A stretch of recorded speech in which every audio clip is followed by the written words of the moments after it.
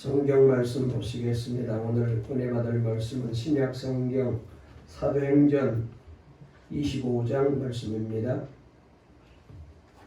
신약 성경 232페이지에 있는 사도행전 25장 23절 말씀부터 27절까지 우리 다 같이 말씀을 함께 읽도록 하겠습니다. 신약 성경 232쪽에 있는 사도행전 25장 23절 말씀부터 27절까지입니다. 신약 성경 232페이지에 있습니다. 사도행전 25장 23절 말씀부터 27절까지 우리 영상으로 예배 드리시는 분들도 다 같이 함께 말씀을 읽도록 하시겠습니다. 사도행전 25장 23절 말씀부터 우리 다 같이 함께 말씀을 읽겠습니다. 시작. 이튿날 아그리빠와 버니게가 크게 위험을 갖추고 와서 천부장들과 시중의 높은 사람들과 함께 접견 장소에 들어오고 베스도의 명으로 바울을 데려오니 베스도가 말하되 아그리빠 왕과 여기 같이 있는 여러분이여, 당신들이 보는 이 사람은 유대의 모든 무리가 크게 외치되 살려두지 못할 사람이라고 하여 예루살렘에서와 여기서도 내게 청원하였으나 내가 살피건대 죽일 죄를 범한 일이 없더이다. 그러나 그가 황제에게 상소한 거로 보내기로 결정하였나이다. 그에 대하여 황제께 확실한 사실을 알릴 것이 없으므로 신문한 후 상소할 자료가 있을까 하여 당신들 앞, 특히 아그리빠 왕 당신 앞에 그를 내세웠나이다. 그 죄목도 밝히지 아니하고 죄수를 보내는 것이 무리한 일인 줄 아나이다 하였더라. 아멘. 할렐루야. 하나님의 은혜 가운데 우리가 6월달을 맞이하고 오늘 또 예배를 드리는데 하나님이 오늘도 우리에게 은혜 주시고 복 주실 줄 믿습니다. 우리 앞뒤 좌우에 있는 분과 한번 인사를 먼저 나눌까요? 우리 영상으로 예배 드리는 분도 같이 인사합시다. 오늘 또 하나님이 우리와 함께 하십니다. 6월 한 달 동안도 주의 인도하심 따라 사세요. 하나님께서 말씀으로 힘을 주십니다. 할렐루야. 오늘 설교 제목 지난주일과 똑같은데요. 한번 따라해 보실까요? 하나님의 주권과 섭리. 다시 한번 하나님의 주권과 섭리. 오늘 이 제목으로 말씀을 드리겠습니다. 우리는 지난 시간에 이어서 하나님의 주권과 섭리라는 그런 제목으로 계속해서 말씀을 듣고 또 은혜 받고 있습니다. 우리가 지난 시간에 말씀을 들었습니다만 이 세상에 일어나는 모든 일과 모든 사건은 하나님의 뜻과 하나님의 섭리 가운데 일어나고 있다라고 우리가 말씀을 배웠습니다. 우리가 보게 되면 우연히 일어난 것 같은 일이고 어쩌다 그렇게 된 것처럼 보이고, 그리고 이 세상의 모든 일들이 사람에 의해서 만들어지는 것처럼 보일지라도 그러나 그 배후에는 천지만물을 지으시고 사람의 생사화복을 주관하시는 우리 하나님의 계획 속에 이 일이 일어나고 있고 이 사건이 만들어지고 있고 이 역사가 이어져 가고 있다는 사실을 우리가 깨닫게 됩니다. 여러분, 하나님은 세상에서 일어나는 모든 일과 사건을 주권적인 역사로 주장하시고 간섭하시며 통치하시고 계십니다.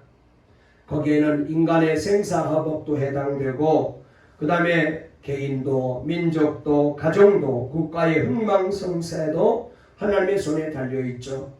그리고 자연적인 모든 사건도 하나님의 뜻 가운데 일어나게 있고 우연히 일어난 사건은 하나도 없습니다.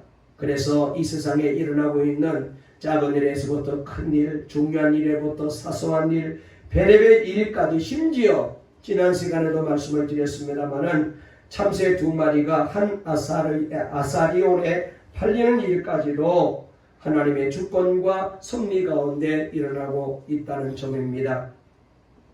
그리고 이렇게 일어나는 모든 일들은 결국 하나님께로 나서 하나님께로 돌아가 하나님께 영광을 돌리는데 그 목적이 있어요. 하나님께서는 때로는 죄악에 대하여서도 섭리하시지만 그렇다고 해서 결코 우리 하나님이 죄를 만드시거나 죄를 짓게 하거나 죄를 조장하시는 그런 법은 절대로 없습니다. 죄는 하나님이 우리 인간에게 자유의지를 주셨기 때문에 악인이 죄의 소원을 이루고자 할 때 억지로 막지 않고 그대로 버려두실 뿐이고 절대 선이신 하나님께서 그 악인의 죄악된 행동까지 하나님의 선하신 뜻을 이루시는데 이용하실 뿐입니다. 우리가 잘 아는 대로 바벨론 왕 느부갓네살이라든지 가룟 유다라든지 많은 죄인들이 있는데 그 죄를 하나님께서 하나님의 뜻을 이루시는데 사용하시죠. 그리고 악인이 그 자유의지로 지은 죄에 대한 책임과 죄값은 당연히 그 죄인이 담당하게 되는 것이 또한 하나님의 공의고 하나님의 섭리입니다. 그래서 출애굽기 10장 5절에 보니까 나 여호와 너희 하나님은 질투하는 하나님인즉 나를 미워하는 자의 죄를 갚되 아비로부터 아들에게로 3, 4대까지 이르게 하거니와 라고 말씀하셨습니다. 또 민수기 14장 18절 말씀에도 여호와는 노하기를 더디하시고 인자가 많아 죄악과 과실을 사하나 형벌 받을 자는 결단코 사하지 아니하고 아비의 죄를 자식에게 갚아 3, 4대까지 이르게 하리라 하셨나이다 라고 말씀하셨어요. 그리고 에스겔 18장 20절에도 범죄하는 그 영혼은 죽을지라 의인의 의도 자기에게로 돌아가고 악인의 악도 자기에게로 돌아가리라 라고 말씀하셨습니다. 다시 말해서 죄 지은 자에 대하여 반드시 하나님의 형벌이 있어요. 하나님의 무서운 심판이 있다는 것입니다. 그래서 우리는 이런 하나님의 섭리, 이런 하나님의 주권, 이런 하나님이 하시는 일을 그냥 보면은 잘 이해가 안 되고 왜 저러실까? 왜 이런 일이 생겼지? 왜 이런 사건이 일어나지? 왜 우리 가정에, 내 인생에, 왜 우리 교회에, 왜 우리 민족에게 이런 어려움이 있을까? 그 당시에는 잘 이해를 못하고 그 뜻을 잘 몰라요. 그래서 때로는 사람을 원망하기도 하고 세상을 원망하기도 하고 오해하기도 하고 그리고 시대와 환경을 탓하기도 합니다. 여러분, 우리가 성경을 통하여 보더라도 하나님께서 갈대아 우리에 살고 있던 아브라함을 부르실 때에 그가 믿음의 조상이 되고 구원받을 천국 백성의 아비가 될 줄 어떻게 알았겠어요? 아브라함이 하나님이 명령하셔서 너는 너의 친척 아비 집을 떠나 내가 지시한 땅으로 가라. 그때에 갈 바를 알지 못했지만 순종해서 떠났습니다. 아브라함이 이때 민족의 열국의 아비가 되고 믿음의 조상이 되고 그리고 구원받은 영적인 조상이 되는다는 사실에 대해서는 전혀 몰랐어요. 모압 땅에 살았던 이방 여인 룻이 기론이라는 유대인 남자와 결혼을 했으나 자식도 없이 젊은 남편이 죽고 그래서 시어머니 나오미를 따라 이 룻은 베들레헴에 와서 시어머니를 봉양하기 위해 보리밭에서 이삭을 줍다가 보아스라는 남자를 만나 결혼하여 다윗의 증조 할머니가 되고 예수님의 거룩한 족보에 이름이 올라가 메시아를 이 땅에 오게 하는 인류 구원의 역사를 이루는 데 쓰임을 받게 될 줄을 룻이 어떻게 알았겠어요? 하나님이 이렇게 룻이라는 여인을 하나님의 구원의 도구로 사용하시려고 그녀를 하나님이 그렇게 만들어 가시고 그녀를 그렇게 인도하신 거예요. 그래서 제가 설교 준비를 하다가 이 룻에 대하여 말씀을 공부하다가 이 하나님의 섭리와 주권에 대한 아주 귀한 하나님의 말씀이기 때문에 좀 더 구체적으로 우리가 룻기를 좀 공부를 했으면 좋겠다라는 생각이 있어서 다음 주일부터 이제 4, 5주에 걸쳐 가지고 이 룻기에 대해서 다시 한번 1절부터 마지막 장까지 말씀을 살펴보려고 합니다. 우리가 지난주일 살펴본 요셉도 자신은 형들을 미워하지 않았지만은 이복 형님들은 아버지 야곱의 사랑을 혼자 받고 사는 요셉을 시기하는 마음으로 미움으로 대하다가 결국은 그를 짐승이 찢어 죽였다고 아버지에게 거짓말로 속이고 노예로 팔아넘기게 되지 않습니까? 한순간에 아들을 잃은 아버지 가슴에는 못이 박혔고 또 어린 나이에 아버지와 떨어진 요셉의 가슴에도 대못이 박혔습니다. 어느덧 통하지 않는 애굽 땅까지 끌려가 비천한 노예의 신분으로 살게 되었고 보디발 집에서 서럽고 힘든 종 생활을 하게 됩니다. 요셉은 믿음으로 살아보려 했지만은 모함을 받아 죄수의 신세가 되었고 실로 긴 시간 죄도 없이 형벌을 받으며 고달픈 감옥 생활을 보내게 됩니다. 그의 인생은 그야말로 가시밭길 생애였어요. 그러나 결국 그는 바로왕의 꿈을 해봉하여 꿈을 꾼 대로 애굽의 총리가 됩니다. 그리고 형들을 만나고 그토록 보고 싶었던 아버지를 만나게 되고 가족과 민족을 구원하는 도구로 쓰임받게 되는 것을 우리가 보았지 않습니까? 아버지 야곱이 죽고 난 뒤 형들이 동생 요셉이 혹시라도 저 동생이 원수를 갚지 않을까 두려워하고 있을 때에 요셉이 형들에게 나타나 말합니다. 두려워하지 마소서. 내가 어찌 하나님을 대신하겠습니까? 그러면서 아주 중요한 말을 했지 않습니까? 형님들, 제가 형님들에게 용서와 관용을 베풀 수 있는 것은 하나님께서는 제게 닥친 이 모든 악한 조건들을 다 선하게 바꾸어 주셨습니다.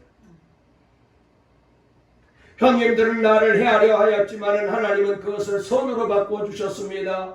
악을 선으로 바꾸시는 하나님으로 인하여 나는 형님들을 용서할 수 있습니다. 이것이 바로 요셉의 놀라운 고백이었습니다.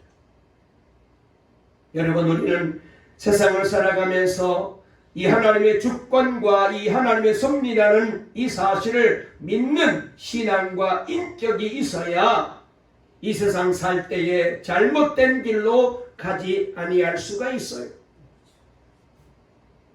여러분, 예수 믿고 구원받고 하나님의 백성으로 살아가고 2대 3대로 예수 믿고 정말로 어릴 때부터 태어나기 전부터 신앙 안에서 자란 사람에게도 그 가정에도 풍파가 불고 그리고 여러 가지 고난이 찾아올 때가 있어요. 만약 이 하나님의 섭리를, 이 하나님의 주권을 믿지 못하게 되면은 하나님, 내가 뭐 잘못했습니까? 내가 뭘 잘못 믿었습니까? 내가 그렇게 예배드리고 내가 그렇게 주를 위해서 살고 헌신하고 그렇게 사명을 감당했는데 아니 은혜는 못 주실 망정, 복은 못 주실 망정, 나를 잘되게는 못할 망정, 왜 이렇게 하십니까? 하나님의 섭리를 모르고 하나님의 주권을 모르게 되면 원망하게 되고 하나님 안 계셔, 기도해도 소용없나 봐, 하나님은 나를 사랑하지 않나 봐. 그래서 타락의 길로, 세상 길로, 잘못된 길로 갈 수 있거든요. 여러분, 그러나 이 하나님의 주권을 믿고 하나님의 섭리를 믿게 되면 실패해도 낙심하지 않습니다. 망해도 원망하지 않고 내 마음 내 뜻대로 안 되어도 하나님의 뜻이 계실 거야. 하나님이 나를 이끌고 계셔. 하나님의 특별한 섭리가 계셔. 그리고 하나님께서 이 어려움을, 이 실패를, 이 망하는 사건을 통하여 하나님의 놀라운 합력하여 선을 이루시는 역사를 만들어낼 거야. 아멘. 그래서 주님을 믿고 의지하고 주님 바라보고 말씀 붙잡고 망했는데도 불구하고 병들었는데도 불구하고 여러분 실패했는데도 불구하고 낙심하지 않고 찬송하며 웃으며 날마다 주님 바라보고 찬송하며 나아갈 수가 있는 거예요. 아멘. 여러분, 우리는 복되고 형통할 때도 이 하나님의 주권과 섭리를 믿어야 돼요. 성도는 모든 좋은 일도 하나님이 이렇게 되게 해주신다고 믿기 때문에 그러므로 뭐라고 말합니까? 내가 했다고 그러지 않고 바울이 고백한 것처럼 내가 나 된 것은 전적으로 하나님의 은혜로 되었습니다. 성공하고 복받고 건강하고 잘되고 하나님의 은혜로 되었어요. 라며 하나님께 감사하며 하나님께 영광을 돌리며 살게 되었죠. 그리고 하나님의 공의와 사랑을 생각하고 더욱 겸손하며 더 큰 은혜를 사모하며 하나님 앞에서 더욱 믿음 잘 지키는 사람으로 살아가게 되는 거예요.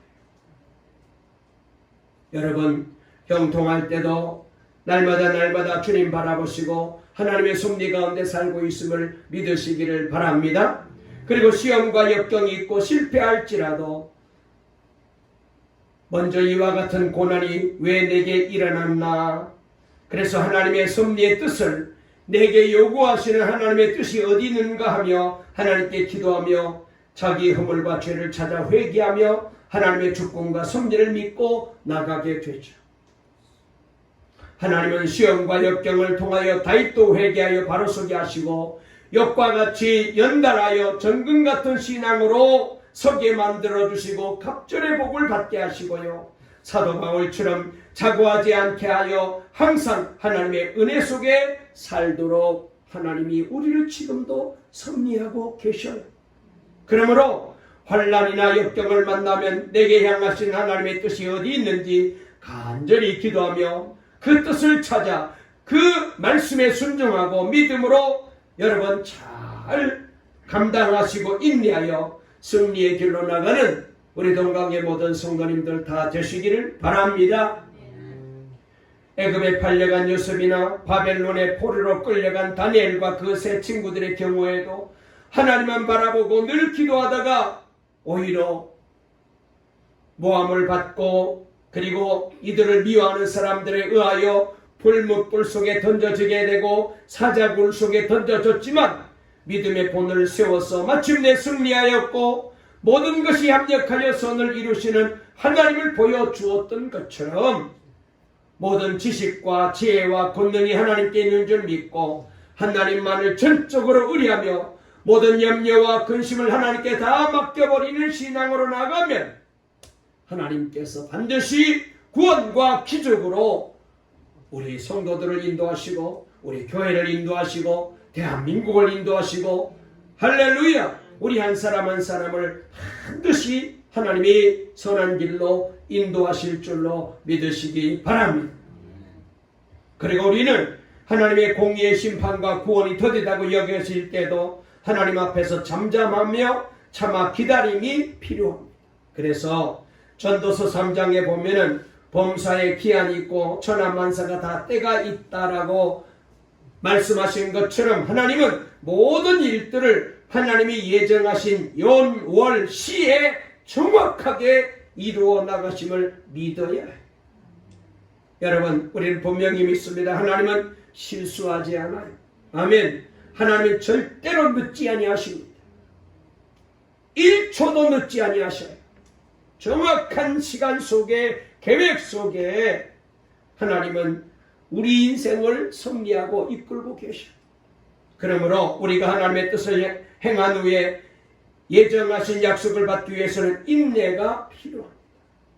내 생각 같아서는 좀 빨리 해결되고 빨리 응답받고 빨리 좀 하나님께서 은혜 주시고 복 주시면 좋겠는데 하나님께서 때로는 내 생각대로 되지 않게 하셔요. 우리는 조급해할 수 있어요.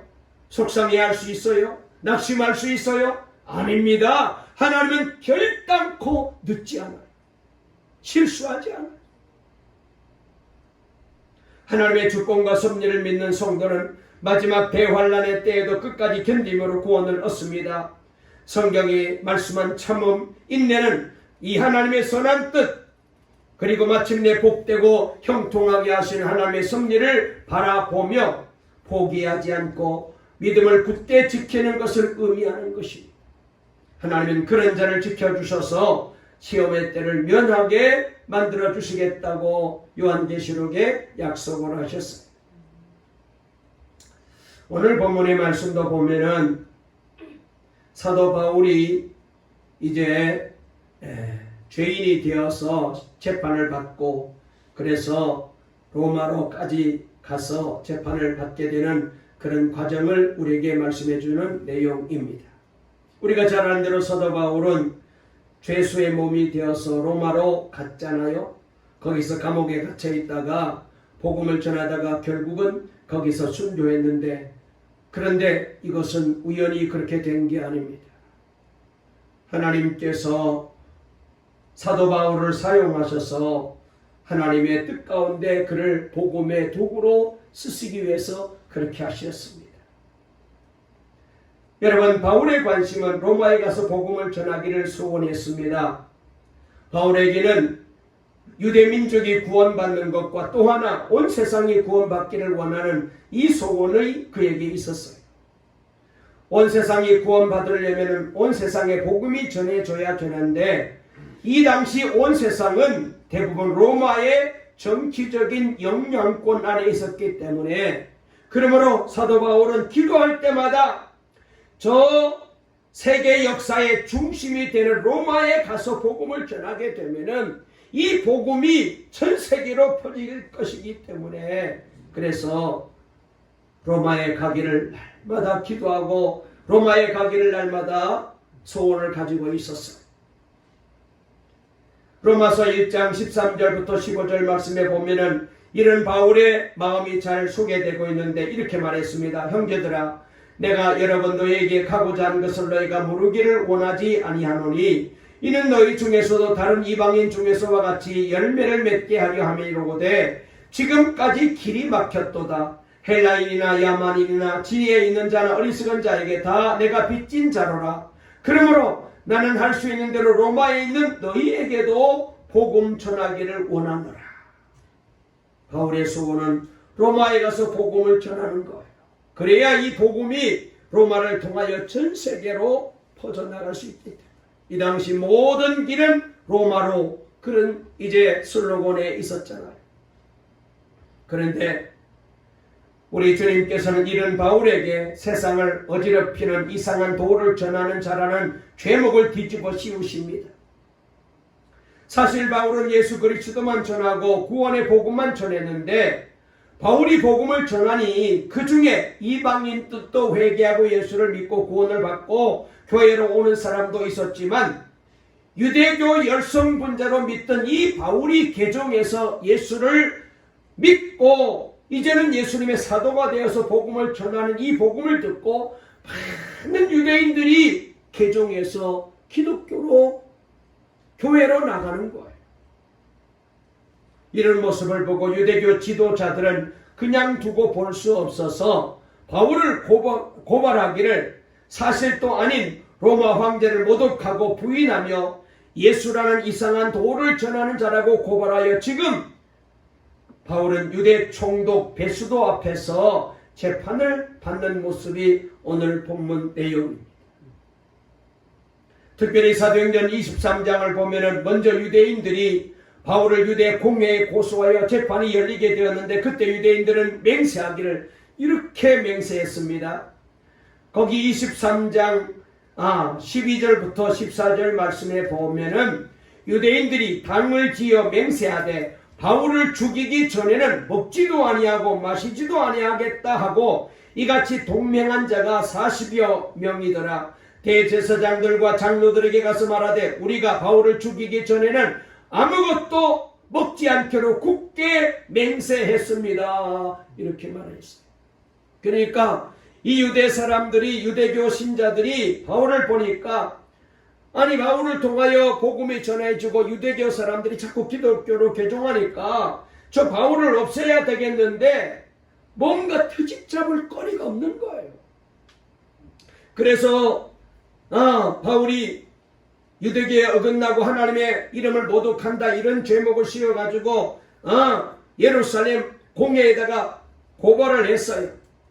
그리고는 저들이 맹세하기를 우리가 저 바울을 없애기 전까지는 죽이기 전까지는 물도 안 마시고 밥도 안 먹겠다. 그렇게 각오하고 바울을 죽이려고 그렇게 혈안이 되어 있는 사람들이 자그마치 40명이 넘었다는 거예요.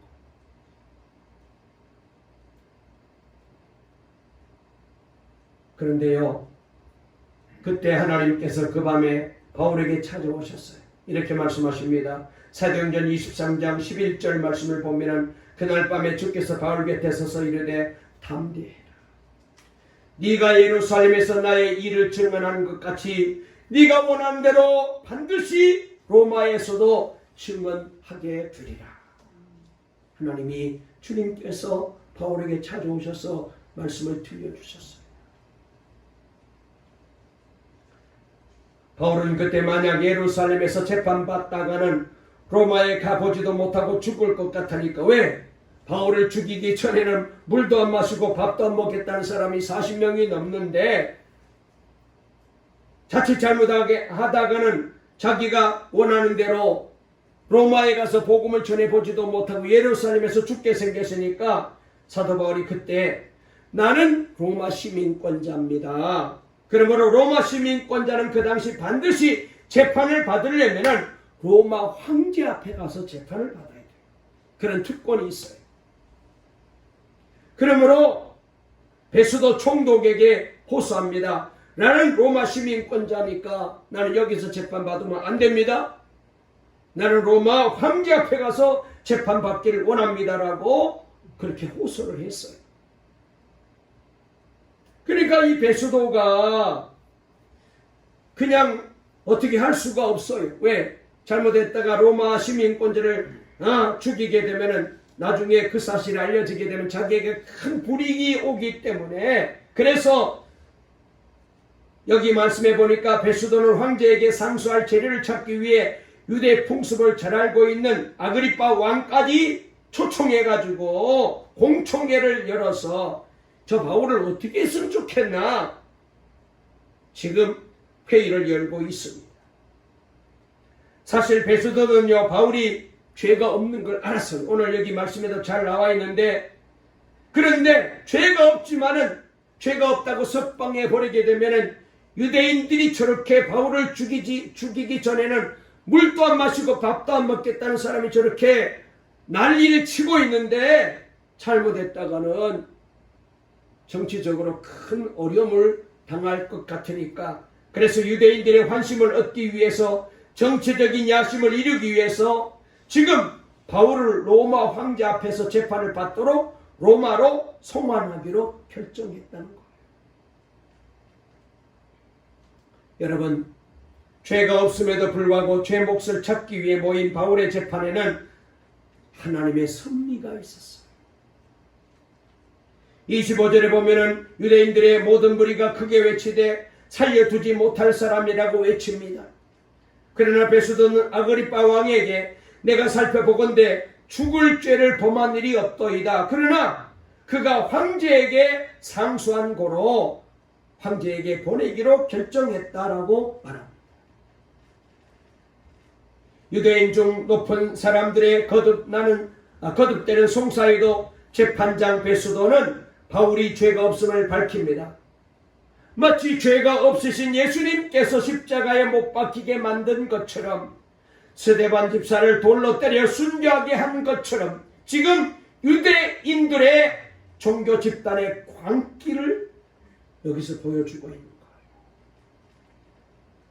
거예요. 여러분, 죄가 없으면은 석방하면 될 일을, 그런데 베수도는 석방했다가는 유대인들이 반란을 일으킬 것 같으니까 어떻게 하든지 죄의 꼬리를 묶어가지고 그래서 상수할 자료를 찾습니다. 정식 재판도 아닌 바울의 죄 몫을 정하기 위한 공청회가 열린 거예요. 특별히 공청회를 열어서 자기들끼리 거짓으로 작당하여 바울을 로마로 보내기로 한 것이지만, 여러분, 이 모든 절차는 다 불법입니다.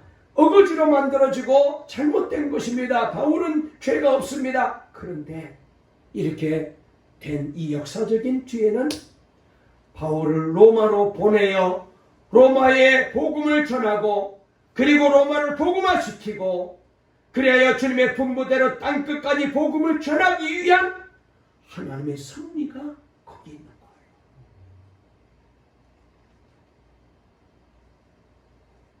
거예요. 여러분, 십자가에서 억울하고 처절한 죽음을 죽으신 예수님의 죽음에는 전 인류를 구원하기 위한 하나님의 섭리가 있었잖아요. 스데반 집사의 순교는 슬픈 일이었지만 땅끝 선교에 하나님의 섭리가 있었잖아요. 억울한 것 같지만 바울은 죄수가 됩니다. 그러나 이 일로 바울은 로마에 복음을 전할 기회, 사명을 감당할 수 있는 기회를 얻게 됩니다. 우리가 잘 아는 대로 바울이 로마에 가서 감옥에 갇혀 있으면서 사람들에게 복음을 전하여 그래서 예수를 믿고 점점 기독교 인구가 늘어나고 나중에 황제 어머니까지 예수를 믿고 그리고는 우리가 잘 아는 대로 황제가 기독교를 로마의 국교로 인정하면서 공인하면서 로마가 기독교 국가가 됩니다. 그리고 전 세계로 복음이 퍼져나가게 되죠. 우리는 어떤 환경과 어떤 상황에 처하든지 불평하지 말고 하나님의 선하신 뜻을 이루기 위해 최선을 다해야 돼. 만약에 우리의 삶에서 하나님의 섭리를 읽어낼 수만 있다면 여러분 우리는 사도 바울처럼 요셉처럼 성공한 인생을 살아갈 수 있어요. 우리가 알거니와 하나님을 사랑하는 자 곧 그의 뜻대로 부르심을 입은 자들에게는 모든 것이 합력하여 선을 이루느니라 라고 했습니다. 하나님의 섭리는 반드시 선한 결과 결국 내게 유익이 되게 해요. 그러므로 현재 상황만 두고 다 망했다, 아이고 인생 끝났다, 실패했다라고 결론 내리면 안 돼요. 하나님은 지금도 일하고 계시고 우리를 이끌고 계시는 줄로 믿으시기 바랍니다. 어느 날 조지 커튼이라는 목사님이 길거리를 지나가다가 갑자기 마음속에 보라 세상 죄를 제거하는 하나님의 어린 양이라는 이 말씀을 외쳐야 되겠다는 그런 마음이 떠오르게 된 거예요. 거기에는 지금 사람이 아무도 없습니다. 아무도 없는 큰 길거리에서 갑자기 이 말을 하고 싶은 마음이 생겨가지고 왜 그러지? 그러면서 정말 마음에 생각난 대로 외칩니다. 보라! 세상 죄를 제거하는 하나님의 어린 양이라 크게 외쳤어요. 그런데 한번 외치고 나니까 다시 한번 외쳐야 되겠다는 생각이 들었어요. 그래서 그는 다시 한번 보라! 세상 죄를 제거하는 어린 양이라 이 예수님을 두고 세례 요한이 한 말이잖아요. 그런데 사람도 없지 듣는 사람도 없으니까 아무런 결과가 없어서 에이 괜한 짓 했어. 내가 쓸데없는 짓 했다 낙심하며 후회하며 갔는데요. 6개월 후에 그는 그가 말씀을 외쳤던 마을을 한 집 한 집 방문하면서 복음을 전하게 되었대요. 그런데 한 집에 갔더니 아주머니가 나왔는데 이 조지 커팅 목사님을 보자 반가운 이제 모습으로 달려나오면서 내가 당신 때문에 예수를 믿고 구원을 받았습니다 라고 말하는 거예요. 깜짝 놀랐어. 그래서 도대체 어떻게 구원을 받으셨냐고 물어봤습니다. 여인이 이렇게 말합니다. 6개월 전에 자기 영혼의 심한 갈등 가운데서 죄 문제로 고민하고 있었습니다. 그런데 그때 하나님 앞에 기도했죠. 하나님, 만일 하나님이 살아계신다면 하나님의 음성을 듣게 해달라고 그렇게 기도했대요. 그런데 바로 어디에선가 보라 세상 죄를 제거하는 하나님의 어린 양이라는 말씀이 들려왔다는 거예요. 그래서 깜짝 놀라 하나님 이것이 하나님께로부터 오는 말씀이라면 제가 한 번 들어가지고는 확신이 안 생기니까 한 번 더 이 하나님의 말씀을 제게 들려주세요. 그랬더니 또 다시 보라 세상 죄를 제거하는 하나님의 어린 양이라. 아하, 하나님이 지금 내게 말씀해 주셨구나. 그래서 그 말씀 듣고 그때부터 예수 믿고 구원을 받게 되었다는 거예요. 할렐루야. 하나님이 일하셔요. 여러분, 이처럼 하나님은 지금도 저와 여러분을 통해서 일하시고 교회를 통해서 구원의 기적을 만들어 가시는 줄로 믿으시기를 바랍니다. 그래서 요한복음 12장 24절에 보니까 내가 진실로 너에게 이르노니 하늘의 밀이 땅에 떨어져 죽지 아니하면 하늘 그대로 있고 죽으면 많은 열매를 맺게 되느니라. 아멘. 하늘의 밀알이 죽어져야 함에도 불구하고 안 죽으려고 발버둥 치게 되면은 하늘의 밀알로 남는 것입니다. 죽어야 열매를 맺는 것. 말씀을 한 가지만 예를 들고 마치려고 합니다. 잘 아는 분의 얘기인데요. 미국 텍사스의 한 호텔 방에서 한 젊은이가 절망스러운 한숨을 내뱉고 있었어요. 탁자 위에는 흰색의 알약 수십 개가 놓여 있었습니다.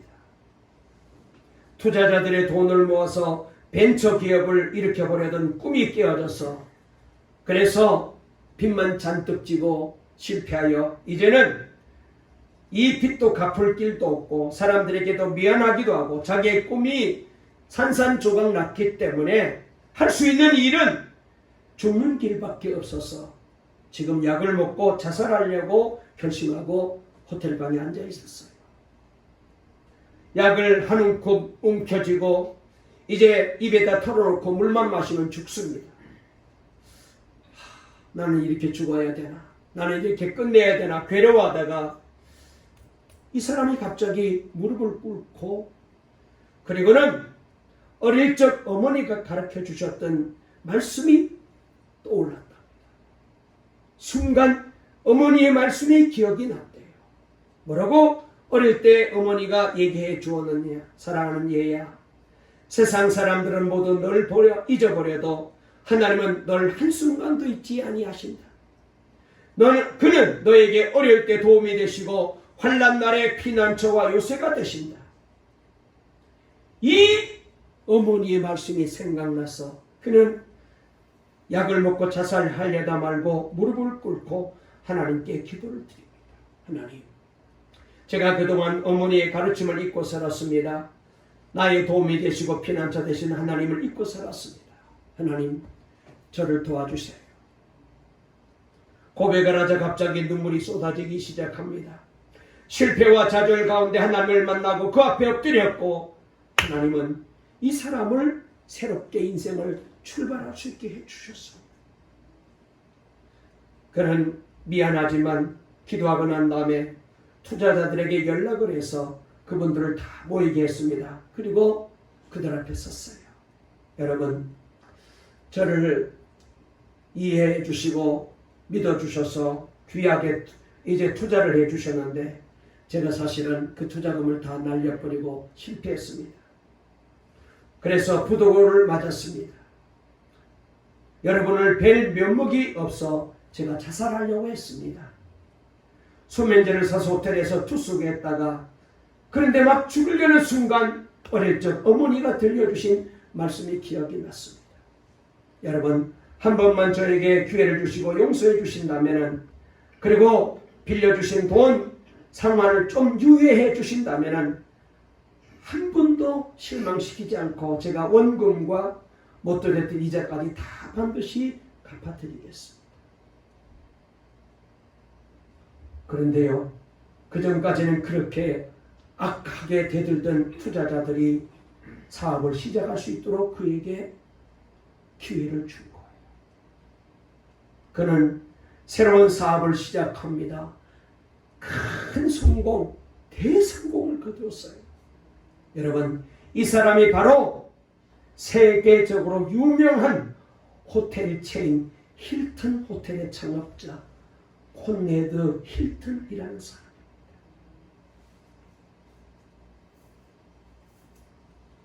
여러분, 사람은 누구나 일생을 살면서 실패하기도 하고 실수하기도 하고요. 죽고 싶을 만큼 절망적인 상황을 경험할 때가 있어요.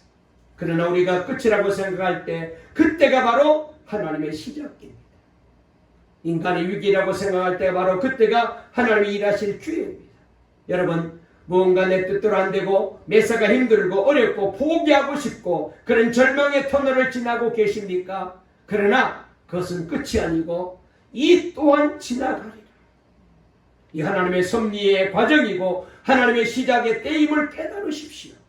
그리고 우리의 도움이 되시고 힘이 되시고 능력이 되시고 소망이 되시는 하나님을 찾고 그분 앞에 엎드려 부르짖으십시오. 그리고는 하나님 주시는 말씀을 들으십시오. 나를 향하신 하나님의 뜻을 깨닫고 나를 포기하고 하나님의 뜻에 맞추십시오. 하나님은 어떤 상황에서도 우리를 결단코 포기하지 아니하시고 전능하신 손이 저와 여러분들을, 우리 교회를 붙들고 계시는 줄로 믿으시기 바랍니다.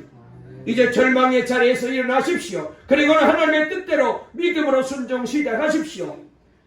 오늘 맡겨주신 자리에서 진실과 성실로 최선을 다하십시오. 하나님이 저와 여러분과 우리 교회를 위하여 새로운 역사를 시작하실 줄로 믿으시기를 주의 이름으로 축원합니다. 축원합니다.